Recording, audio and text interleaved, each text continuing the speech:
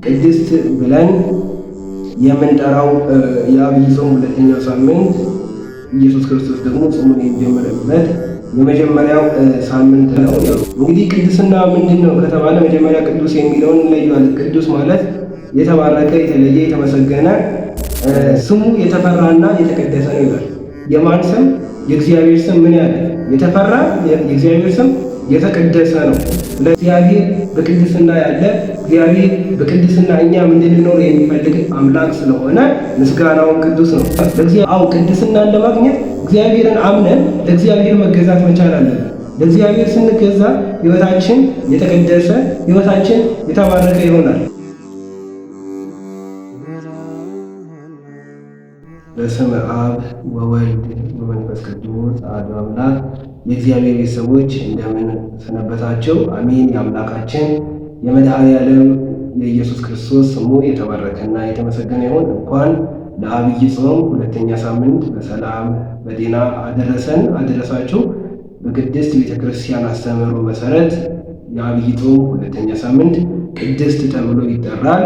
እንግዲህ ዕለቱን በተመለከተ ጥቂት ደቂቃ የእግዚአብሔርን ቃል እንወያያለን።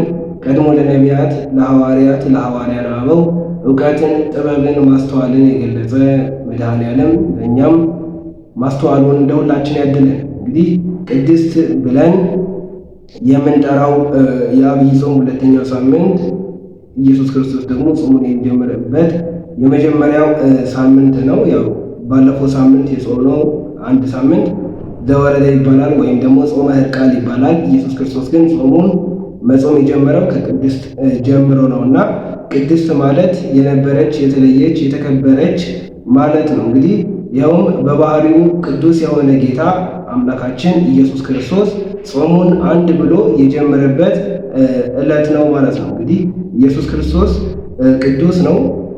ስለዚህ ሁሉም ነገር ቅዱስ መሆን ከፈለገ ቅዱስ መሆን ያለበት ነገር ሰውም ቢሆን ሌሎችም ነገሮች ቅድስናን ለማግኘት ከቅድስና ሰጪው ከእግዚአብሔር ጋር ግንኙነት ማድረግ የግድ ያስፈልጋል ማለት ነው። እንግዲህ ቅድስና ምንድን ነው ከተባለ መጀመሪያ ቅዱስ የሚለውን እንለየዋለን። ቅዱስ ማለት የተባረከ፣ የተለየ፣ የተመሰገነ ሰውነትን ከርኩሰት ማንጻት ማለት ነው። እንግዲህ እግዚአብሔር አምላክ ኢየሱስ ክርስቶስ በዚህች ቀን ጾሙን ሲጀምር ለእኔና ለእናንተ አርአያ ለመሆን ነው።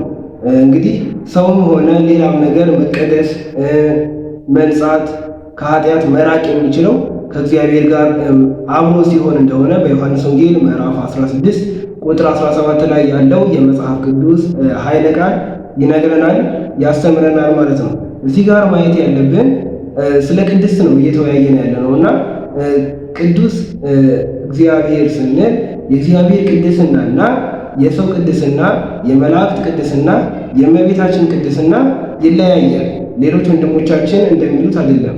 የእግዚአብሔር ቅድስና የባህሪው ነው። ሌሎቹን ቅዱሳን ብንላቸው ከመድኃኔዓለም ከፈጣሪ ባገኙት ነው።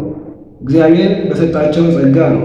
እግዚአብሔር ቅዱስ ስንለው ግን የባህሪው ነው። ቅዱስ ቅዱስ ቅዱስ እያለ እየተመሰገነ የሚኖር በላይ በሰማያት በታች በምድር እየተመሰገነ የሚኖር መድኃኔዓለም ኢየሱስ ክርስቶስ ቅድስና የባህሪው ነው ማለት ነው።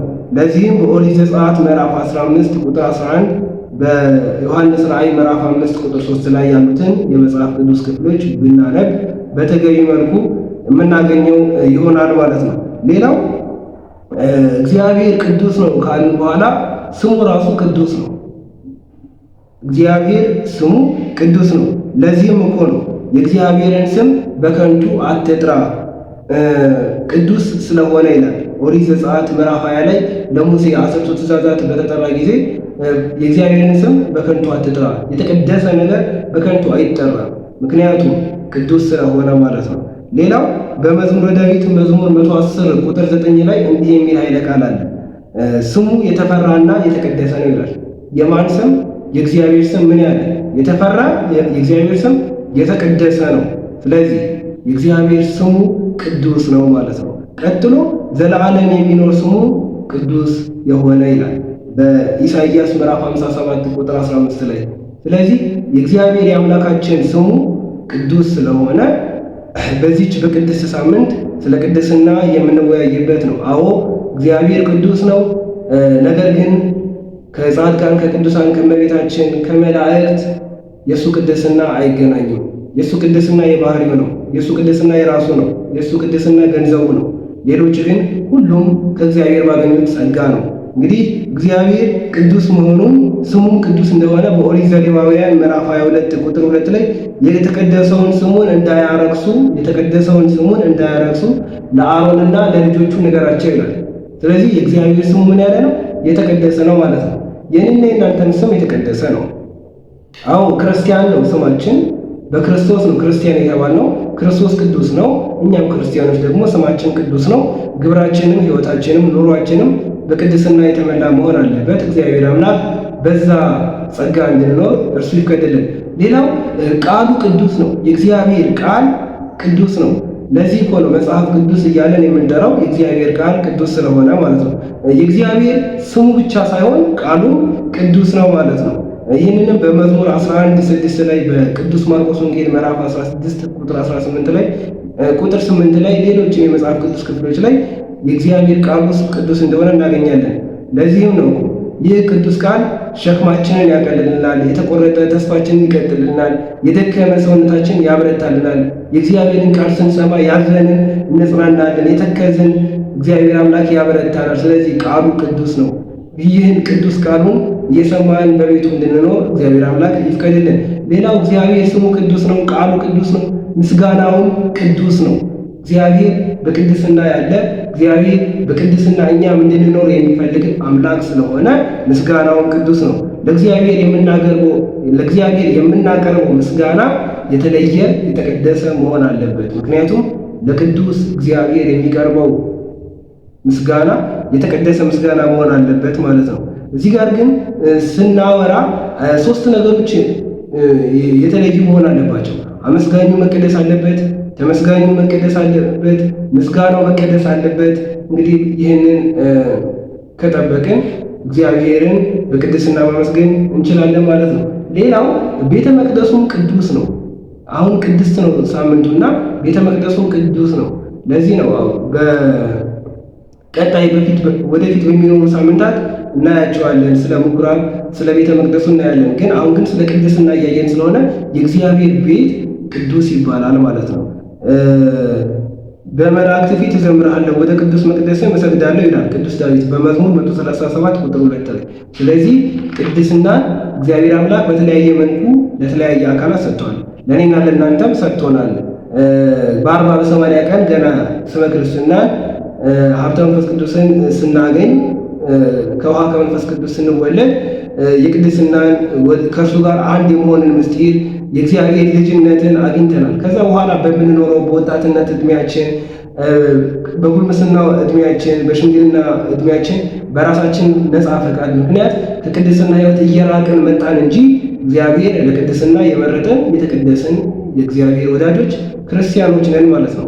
በዚህ ሳምንት በቅድስት ሳምንት ቅዱስ ያሬድ ግናዩ ለእግዚአብሔር ወፀውኡ ስሙ ወንግርቦሙ ለአሕዛብ ምግባሩ እያለ መዝሙር ሰርቷል ማለት ነው። በዚህ ሳምንት የሚዘመው መዝሙር ሌሊት ሊቃውንተ ቤተ ክርስቲያን አባቶቻችን የሚያዜሙት መዝሙር ግናዩ ለእግዚአብሔር ወፀውኡ ስሙ ወንግርቦሙ ለአሕዛብ ምግባሩ፣ ለእግዚአብሔር ተገዙ ስሙንም ጥሩ ስራውንም ለአሕዛብ ንገሯቸው።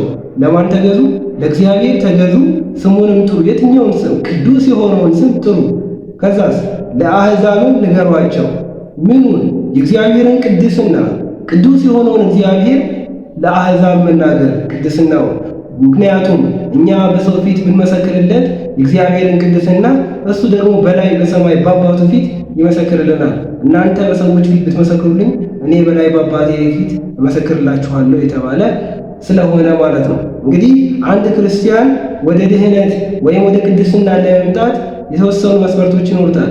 ለዛሬ የተወሰኑትን እንመልከት። አንደኛው ለእግዚአብሔር አምኖ መገዛት ነው። አዎ ቅድስናን ለማግኘት እግዚአብሔርን አምነን ለእግዚአብሔር መገዛት መቻል አለብን። ለእግዚአብሔር ስንገዛ ሕይወታችን የተቀደሰ ሕይወታችን የተባረከ ይሆናል። ሁለተኛው ቅድስናን ለማግኘት ስሙን ማመስገን መቻል አለብን። ቅዱሱን ስናመሰግን እኛም ቅድስናን ወደ ማግኘት ደረጃ እንደርሳለን። ስለዚህ በዚህች በተባረከች በቅድስት ሳምንት እግዚአብሔርን ስሙን ማመስገን መቻል ይገባናል። ምክንያቱም ስሙ ቅዱስ ነው፣ ምስጋናው ቅዱስ ነው። ቃሉ ቅዱስ ስለሆነ ማለት ነው። ሌላው እግዚአብሔርን ቅድስና ለማግኘት ስራውን መመስከር መቻል አለብን። የእግዚአብሔርን ቅድስና በሕይወታችን ላይ ስላደረገው ድንቅ ታላላቅ ተአምራቶች እግዚአብሔር ይህን ዓለም ስለፈጠረ እግዚአብሔር እኛም ሰው አድርጎ ስለፈጠረ ስራውን ለዓለም ሁሉ ልንናገር ያስፈልጋል። ወደ ቅድስና ሕይወትም ይመራናል ማለት ነው። ሌላው አንደኛው ቅድስና ሰንበትን ማክበር ነው። ሰው ሰንበትን ካከበረ የእግዚአብሔርን ቃል ፈጸመ ማለት ነው። በኦሪት ዘጸአት ምዕራፍ 20 ላይ ለሙሴ ከተሰጡት አንደኛው ሕግ ይህ ነው። የሰንበትን ቀን ትቀድሳት ዘንድ አስብ ነው። የሰንበት ቀን ማረፍ ያለበት ቀን ነው።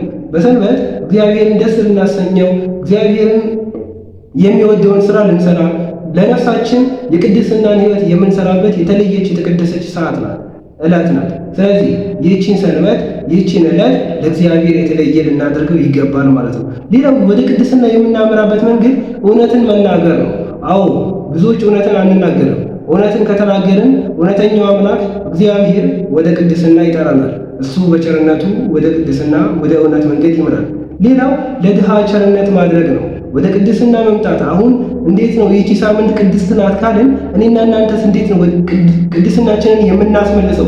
በ40 በ80 ቀን የተሰጠንን ይህችን ልጅነት እንዴት ማስመለስ እንችላለን ከተባለ ያ ለድሃ ቸርነትን ማድረግ ነው። ማቴዎስ 25 ላይ እኮ ብራብ አላበላችሁኝም፣ ብጠማ አላጠጣችሁኝም፣ ብታሰር አልጠየቃችሁኝም፣ ብታረዝ አላለበሳችሁኝም፣ ብጠማ አላጠጣችሁም ተብሎ እንጠየቃለን።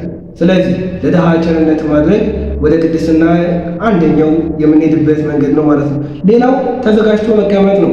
ንበሩ ድልዋኒክሙ ነው። አዎ ሌባ በየትኛው ሰዓት ነው ይመጣ አታውቁምና ተግታችሁ ጠብቁ ነው። አዎ ሞት መቼ ወደኛ ህይወት ነው ይመጣ አናውቅም።